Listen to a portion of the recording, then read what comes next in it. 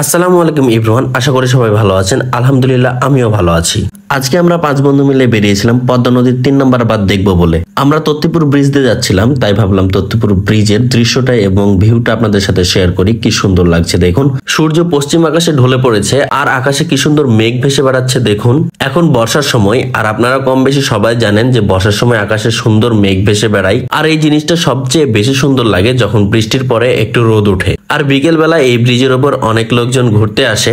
ব্রিজের ওপর কয়েকটা ফুচকার দোকানও বসে এবং আমরাও মাঝে মাঝে এখানে এসে একটু সময় কাটিয়ে যাই। তবে আমরা যাচ্ছি 3 নম্বর বাঁধে মুক্ত প্রকৃতির সাথে একটু আলাপ করতে। তত্ত্বপুর ব্রিজ থেকে বাম দিকে গিয়ে অনেক বড় বড় গাছ দেখতে পাওয়া যায় রাস্তার পাশে। সত্যি খুব সুন্দর লাগে এই বড় বড় গাছগুলো দেখতে।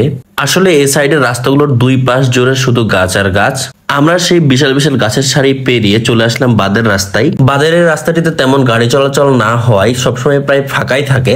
বাঁধের রাস্তায় মাঝে মাঝে ছোট ছোট কয়েকটা গ্রাম দেখতে পাওয়া যায়, আর গ্রামের পাশে ছোট ছোট কয়েকটা বাজারও দেখা যায়। বিকেল বেলায় প্রতিটা বাজারের মতো এখানেও ভাজা পোড়া বিক্রি হয়, আর সেগুলো খেতে সত্যি খুব ভালো লাগে। গ্রামের পরে বা বাজারের পরে মাঝে মাঝে যে ফাঁকা জায়গাগুলো আছে সেই জায়গাগুলো তো ধান ক্ষেত। যখন বন্যা আসে তখন এই ধান ক্ষেতগুলো ডুবে যায়। বন্যার পানি শুকালে আবার এগুলোতে চাষাবাদ শুরু হয়। আবার আকাশে কালো মেঘ জমেছে, হয়তোবা বৃষ্টি হবে।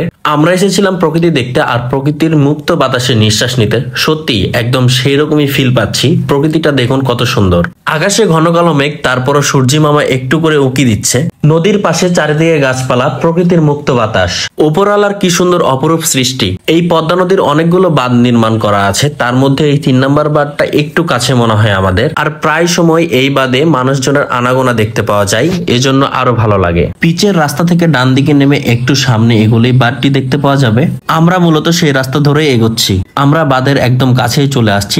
মূলত এখান থেকে শুরু। আর দেখতে পাচ্ছেন একটা গাড়ি বের হচ্ছে, ওরাও ঘুরতে এসেছিল হয়তো, সেখান থেকে ঘোরা শেষ করে ওরা চলে যাচ্ছে আর আমরা যাচ্ছি। এ হলো 3 নম্বর বাঁধ। আর বাঁধগুলো দেখতে একই রকম, সবগুলাই প্রায় একই দেখতে।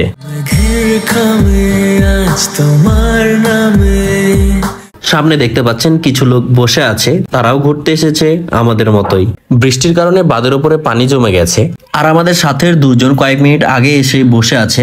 এই মোটা দুইটাকে আগে দিয়েছিলাম, কারণ ওরা পিছনে পড়ে গেলে আর আসতে পারবে না, তাই চিঠি পাঠিয়ে দিলাম।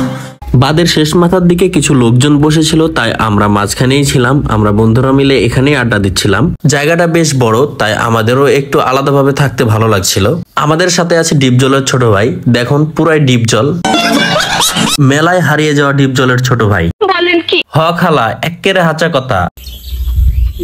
পাখির কিচিরমিচির ডাক শুনতে খুবই ভালো লাগছিল।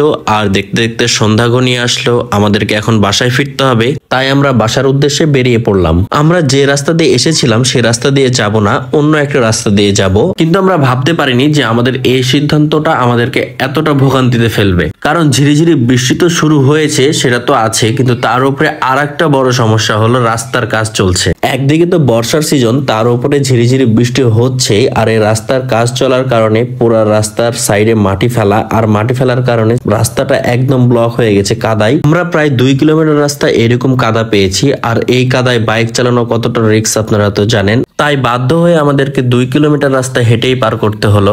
2 কিলো হাঁটার পরে অবশেষে পেলাম একটু ভালো রাস্তা। আলহামদুলিল্লাহ আমাদেরকে আর কোনো সমস্যায় পড়তে হয়নি, আমরা ভালোভাবেই মেন রাস্তায় চলে আসতে পারছিলাম। সো আজকের ভিডিওটি এই পর্যন্তই। সবাই ভালো থাকবেন, সুস্থ থাকবেন। আসসালামু আলাইকুম।